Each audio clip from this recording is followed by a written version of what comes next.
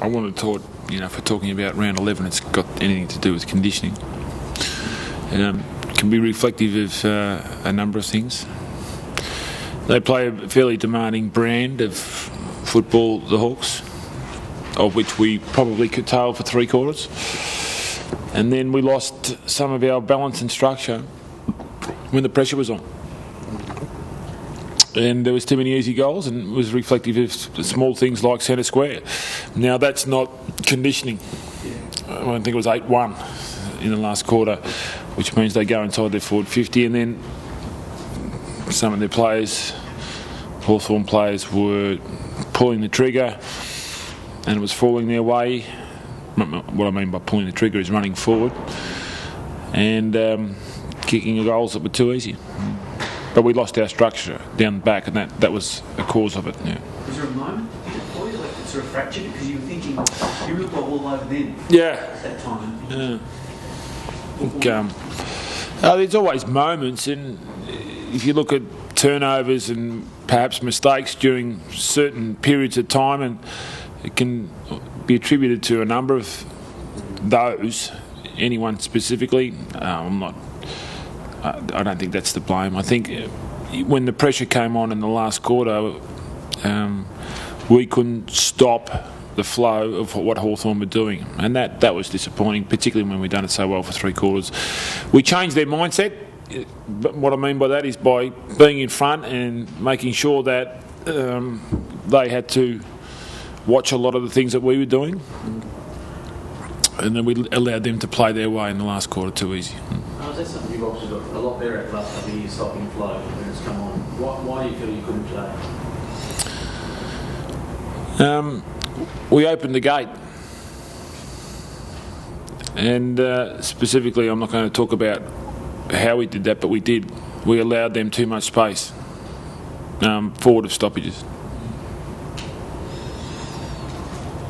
But also then winning the contested area or not winning the contested area can also enhance that. Sorry? So it's not the prettiest record of the G now. I know you've got 17 in all, but I think that might be 9. We don't play a lot. No. It might be over 10 years, is it? Since I said. 3 or 4 or 5 years, yeah. I think we always look at those sort of things. I'm not sure what they mean.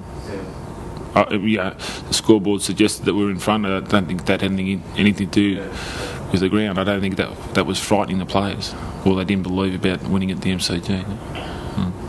Is the next step to, when you get in a position like that on the road, to really to give the opposition, you really sort of put the foot down? I think we're getting closer, actually. If you have a look at our on the road, we've played 5 games on the road. How many have Hawthorn played on the road? One? Probably 1.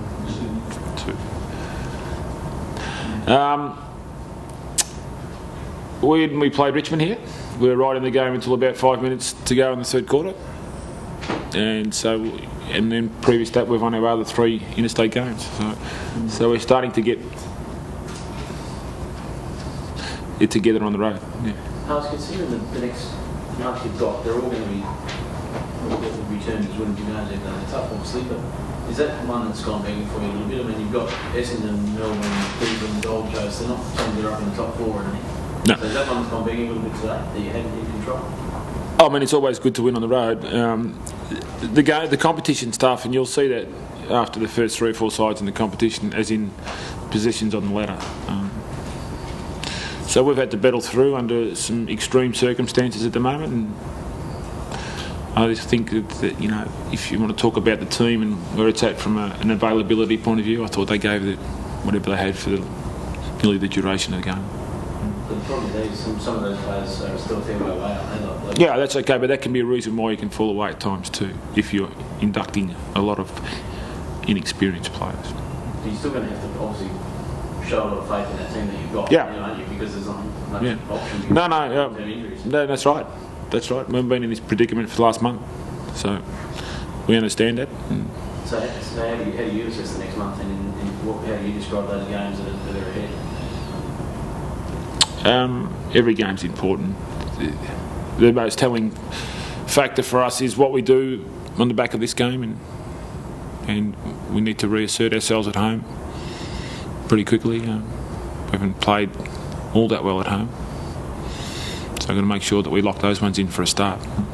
Would you make of Jonathan Whitman's performance? Yeah, I thought he's really good. Yeah, he's growing in that. That's only his second game for us, so he's growing in that area for us, and I thought he had a pretty good game for us. Yeah. Is that opening your game as simple as the big bloke missing out of there a little bit at times too? No, not really. No, it's more got to do with how players got caught at stoppages, and then some of their forwards walking some of our defenders up to stoppages and then getting them over the back. How do you look at, you obviously look at Essendon Friday night, how do you look at that game ahead now? Well, I think there's only half a game between both sides on the ladder, so it's an interesting game for that reason alone. They're just coming back after a break, so at least we've seen them live. It can be very hard sometimes when you're in a state and you don't see a lot of the other teams live, so we've got the coaching staff has seen that, and so has the players. All our players were here, they watched the game. Given that someone close to you on the ladder too, is there almost a chance to sort of start making a bit more of a statement at home and playing better at home and beating sides? Yeah. I actually think we've got a lot of confidence out of today. Whilst we're disappointed, I thought there's some terrific signs in. I mean, this is a side that's only been beaten twice up until today, and we were in front for a long period of the game. Perhaps you had no leaks, didn't look like you had any leaks at the end there. Was there a selection issue with all the calls? No, but see, Zach's. I actually thought Zach showed some signs when we had him in around the stoppages. Zach would be in our top 5 elite runners, so whilst he's tall, it shouldn't be an issue for us. Since they've won a few games this year, just looks like they're in competition just decide with big bursts of goals by one side in the last quarter. Any reason why I think the cap on the rotations has got a bit to do with that. Absolutely, yeah. Yep. I've got no question about that. I think that's how the AFL wanted it. Hibbo's hand? He burst a blood vessel in his hand. That's what it was. And did you see it? You saw it at quarter time, did you?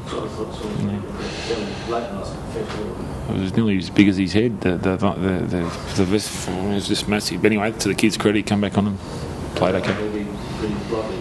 No, I wouldn't have thought so. No, I don't think so. And that seems to keep having that probably shoulder. Yeah. What's the prospect? Just slips, but I thought he was fantastic particularly early. Yeah. He's battled through it amazingly. Is there going to become the time? No, young player in his second year playing, under that sort of courage, and there's a little bit of duress with his shoulder at the moment. Just keeps slipping, but he keeps fighting through the situation. But is there any prospect of him not being able to fight through it? No. I think you're going to have to give him a break with it? No, he'll be okay. No, he'll be fine. Well, unless he's done something else during the game today, but I think he's okay.